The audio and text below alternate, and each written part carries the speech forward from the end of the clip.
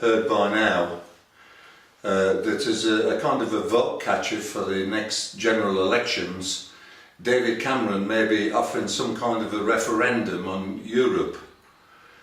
I say some kind of a referendum because it's not very clear as to what actually is offering. It certainly won't be an in-out vote, which most people want. Many of the newspapers have been quite scathing about his statement. They say that he's been less than honest with previous promises, so will he be less than honest with this one? I think we can all agree that it's very likely he will be less than honest, and that there'll be an awful catch to it somewhere along the line. Another issue that affects every parent and grandparent in this country is this issue of the redefinition of marriage, which David Cameron is determined to bring in at the next election.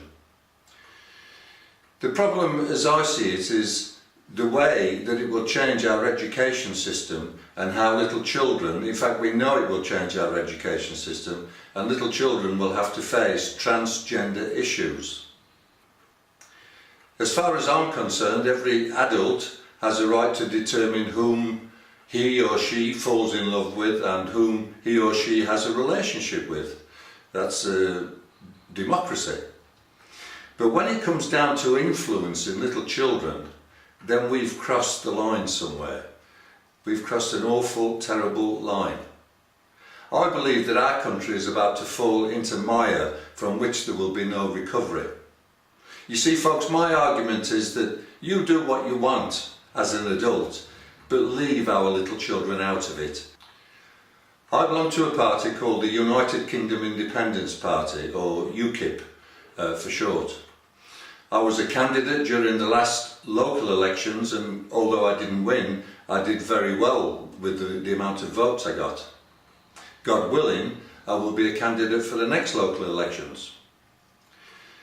We have a simple answer to the European mess, and that is get out, whilst we still have a country called England left. We are also against the redefinition of marriage because of the chaos that it will surely bring to this country and the damage that it will do to our children. In UKIP we are not a racist party, as some have implied, and we welcome folks of all ethnic origins. We simply do not want to see England or the United Kingdom sucked into something in Europe that is certainly not democratic. Incidentally, have you noticed that when you visit your dentist, like I did the other day, or some other group, and when they ask you for your nationality and they ask you to put it on the form you've got to sign, the word English is not on that form. So we can all see where this European Union has taken us. The reason for this talk is because here in Dudley we're having a very special speaker at our next UKIP meeting on Monday the 16th of July. You may have heard of him. His name is Nigel Farage, and he is the leader of the UKIP party. Nigel is a very charismatic speaker and always draws a crowd. I'm going to put the details of this meeting on the screen.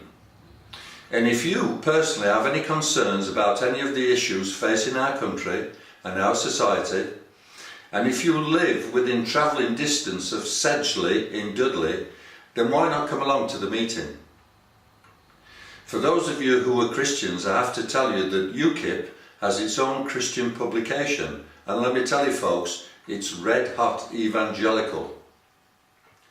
You know, when we look at the history of this country, we can't help but notice that Christians fought all the worthy causes that have been fought throughout our land. We can think of William Wilberforce, Lord Shaftesbury, Florence Nightingale, Elizabeth Fry, just to mention but a few. Nowadays, Christians don't like to get involved with politics. They see it as somebody else's problem, but it's not, it's our problem. And because Christians don't get involved with politics, look at the mess that we're in now. Secularism now rules over us because we don't get involved. My appeal to all Christians is this: get involved or we are left vulnerable to the secularist. It's time for Christians to make their vote count.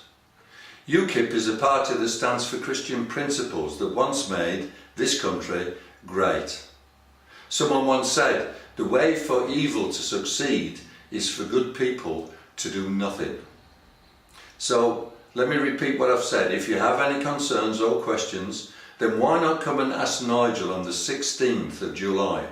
I know that he will be only too willing to answer your concerns and questions, and you'll get some honest answers from him. Okay folks, think about these things. Have a great week. God bless you all. Bye for now. You alone gave your life above any other sacrifice. You alone I worship and adore. Left your Father's throne